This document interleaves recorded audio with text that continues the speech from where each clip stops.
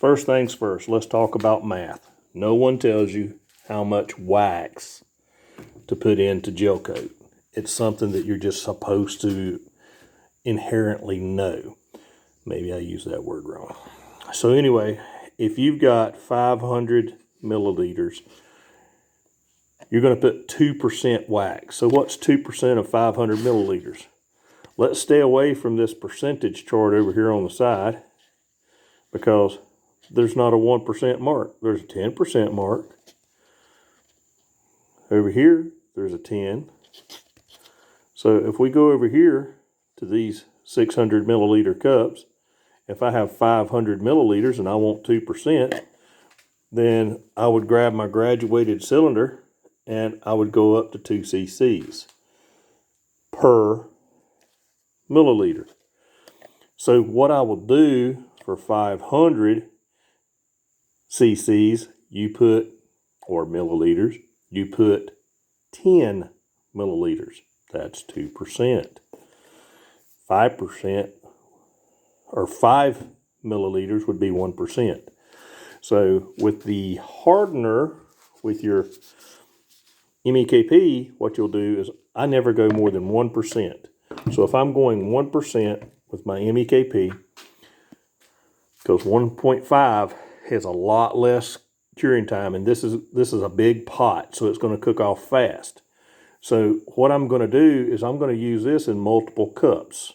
Now, you see that mine's gray. It's not white, if it's showing up good on your screen. The way I get that is by mixing in my pigment and my styrene. Now, the styrene's not a percentage. The styrene, you're going to mix in until you get a liquidy flow that you desire. Now, I'm going to thin this final coat a lot. I'm not going to spray it. I'm simply going to put it on with a low nap roller. And what that'll do is give me a nice, smooth, liquidy flow.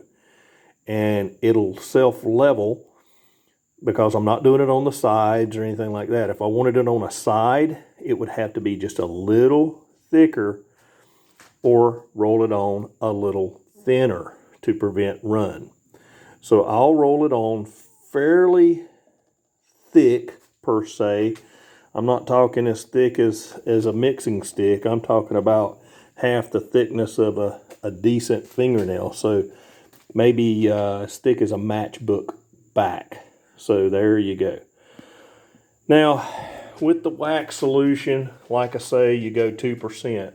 You do not mix PVA into your gel coat. You spray it on afterwards. I'm not sponsored by any of these products. They're just stuff that I like to use. This is pure styrene thinner. I go through a lot of it. I go through 5-gallon pails of gel coat pretty regularly. So I've got a place that I go get that out of, and it's getting really hard to find stuff because of COVID.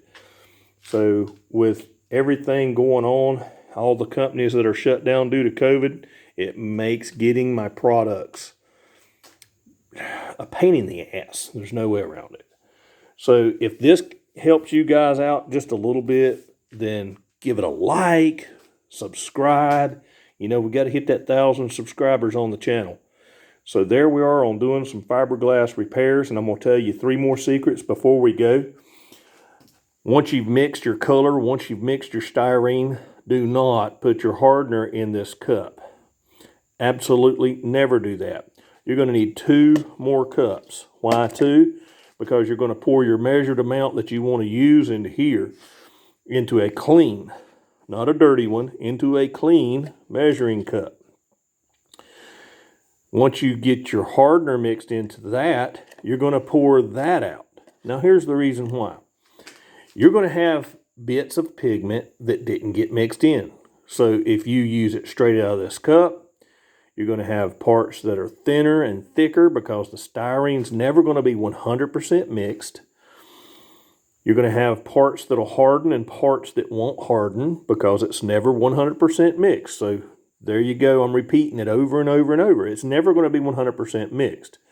So I will pour this portion into this cup, and then I will put my measured amount of hardener in it on the job site, not in the shop, not where I have to walk to it. I will measure my hardener out. I will mix the hardener in, and then I will pour it over into the next cup. And then I have a limited amount of time to use this small amount. And the way I'm going to do it with a roller is I'm simply going to take the cup, and now that I know this is all mixed evenly with hardener, I'm going to pour it out. Why would it not be mixed? Because some of these pieces are going to be stuck to the side like this cup. Now, if I'm just going to mix color again, I can reuse this dirty cup to mix color again and thin it out. Today, not tomorrow. This cup will be 1 day use and gone. So you can see I've already made a couple mixes today. I'm trying to speak English. I'm not doing so great. So then we'll get another set of clean cups, and you see I buy these in bulk. I've got a stack of them because each job will probably take about 20 of these cups for me to do an area of a deck of a boat. It's very expensive. Now, if any clown could do gel coat and it was flawless, then everybody would be doing it. But because I have a little bit of knowledge that some of you may not have, and hey, man, I'm only doing these because I love you guys. So share the love with me. Give me the like and give me the subscribe. Okay, I'm going to move on and throw the camera in the floor and go back to work.